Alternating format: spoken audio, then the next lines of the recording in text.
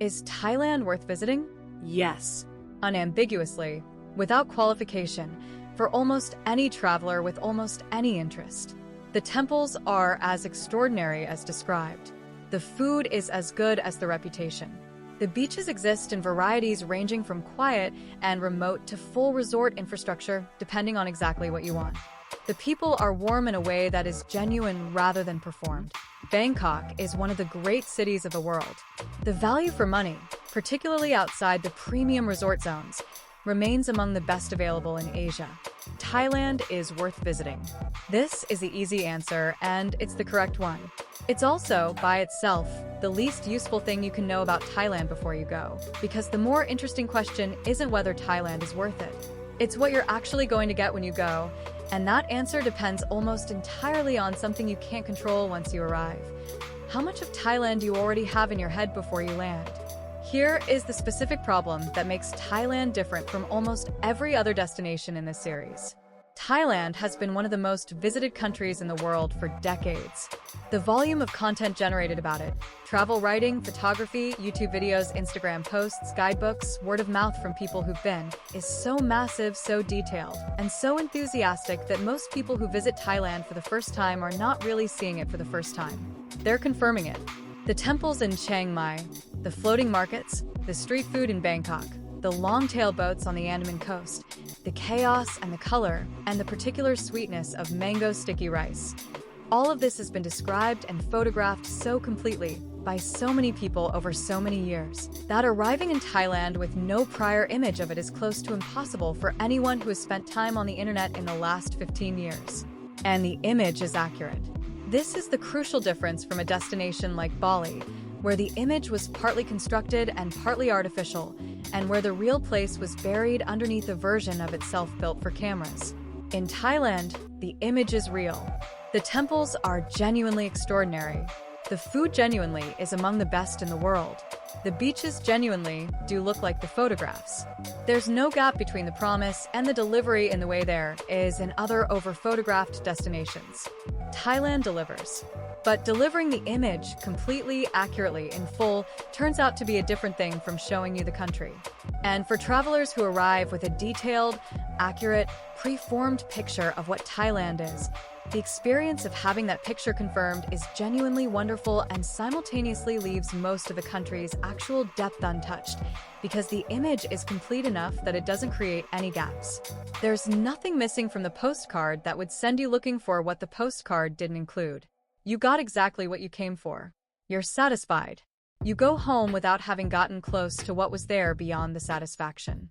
The traveler who arrives with the least prior image of Thailand tends to have the richest experience, not because they find something different, but because the same things arrive as genuine surprises rather than confirmations. The first time you eat pad cew from a street cart in Bangkok and it's better than you thought possible, that's a different experience from knowing in advance that Bangkok street food is extraordinary and finding that yes, it is. Both are true. Only one of them surprises you. So the honest version of "Is Thailand worth visiting?" requires splitting into two questions. Is Thailand worth visiting if you've absorbed the standard image and are going to confirm it? And is Thailand worth visiting if you're willing to go past the image into the parts it doesn't include? The answer to the first question is still yes, with full confidence. The image Thailand delivers is genuinely among the best available in global travel. Spending a week in Bangkok and Chiang Mai and one of the islands and eating and visiting temples and getting a massage and coming home having confirmed everything you expected, this is a legitimately excellent week of travel, and there's nothing wrong with it, and you should go without guilt if that's the trip you want. The answer to the second question is yes, with significantly more force, because the Thailand beyond the image is one of the most interesting and most available rewards in Asian travel, and it's available to anyone who notices that the image has edges. Those edges start appearing the moment you leave the places that the image covers. Northern Thailand, the mountain provinces of Chiang Mai, Mae Hong Son, Nan, is as beautiful and as culturally distinct from Bangkok as any region of Thailand and receives a fraction of the attention, because the image of Thailand is complete enough without it that most first-time visitors never feel the need to go there. The temples of Chiang Mai are among the most architecturally extraordinary in the country.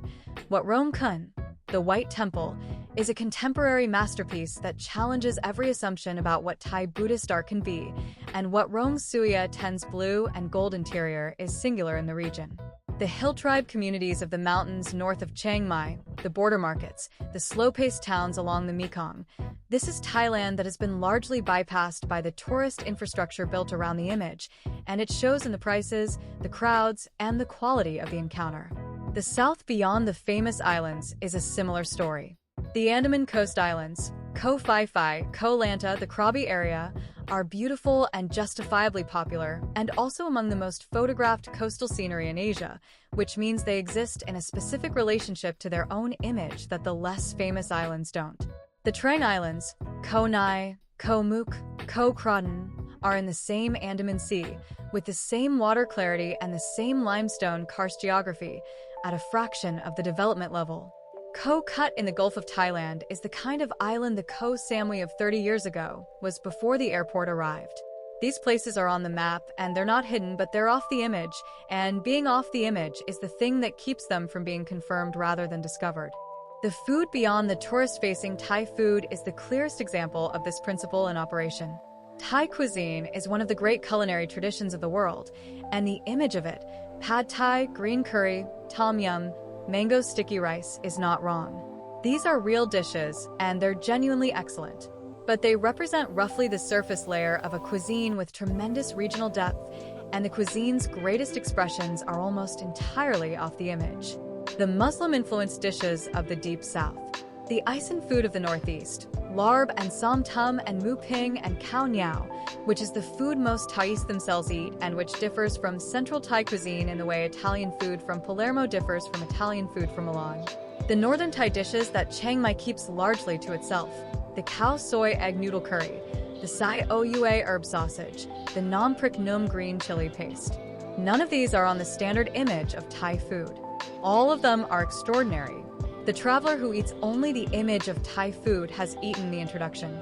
Bangkok itself is larger than the image, and this is worth saying directly because Bangkok is the city most first-time visitors think they've seen after 2 or 3 days, and most experienced travelers know they've barely started.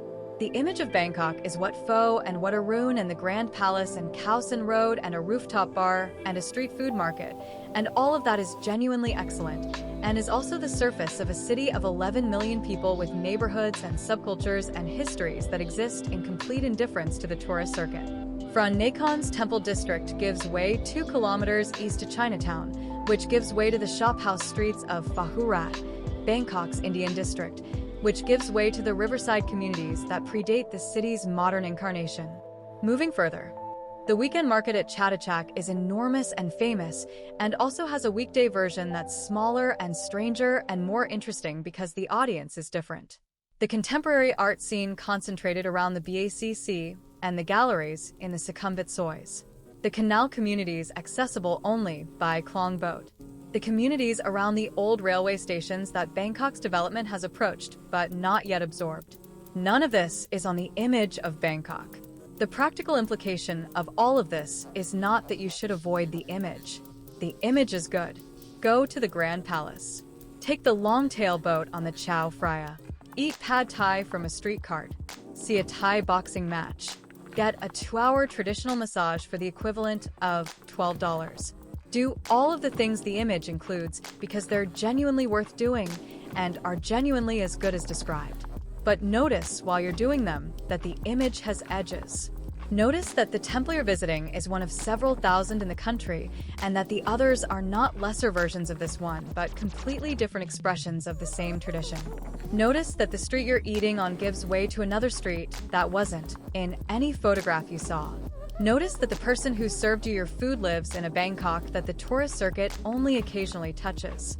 The travelers who come home saying Thailand exceeded their expectations are not the ones who found something the image didn't include by accident. They're the ones who noticed the edges of the image and followed them deliberately and found that the image, as good as it is, was the entrance rather than the destination. Thailand is worth visiting. The image is worth having. And it's worth knowing before you land that the image is the beginning of the conversation and not the end of it. The country has been talking for decades. Most visitors hear the opening, and leave thinking they heard the whole thing. The ones who stay a little longer, or who go to the places the opening didn't mention, discover that there was quite a bit more being said. Thanks for watching. If you found this useful, smash that like button and subscribe to When to Travel. We're all about helping you make smarter travel decisions. Turn on notifications so you don't miss the next one. And hey, if you think your friends need this, share it. Comment below with your next destination or your biggest travel question. I'm reading all of them. Let's go.